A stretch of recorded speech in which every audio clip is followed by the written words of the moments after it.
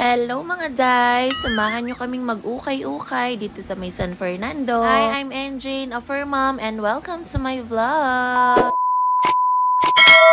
6 PM na nga dito at napasugod kami dito sa may ukay-ukay dahil new arrival sila and 50 pesos each lang ang mga t-shirt. Wow. 80 pesos each naman ang kanilang mga pantalon. Nice. Dito lang yan sa may harapan ng Delicioso Pizza at malapit sa San Fernando intersection. Ilang basta damit pambabae ang meron dito. Meron din panlalaki, may mga shoes, may mga dress at may mga gowns. Kaya kung may mga event kayo gaya ng birthday, kasal, pwede kayong maghanap dito. Even sa new arrival sila palagi, madami pong mura. Travel goals naman ang hanap nyo. Napakadami din dito, lalo na yung mga sweatshirt. Samahan mo pa ng mga dresses na pang OOTD. Yung mga box pala na nasa likod namin ay bubuksan na nila yan once naubos na yung mga nandito sa labas. Yes po, yung mga kahon-kahon na nasa likod na yan, yan na po ang new arrival nila. Kaya sobrang laki at sobrang dami mong pagpipilian dito dahil ito ay isang malaking bodega ng ukay.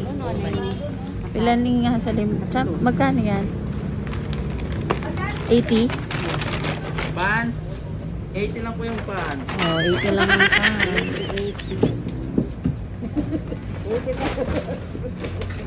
80. Very happy, oh. Very happy.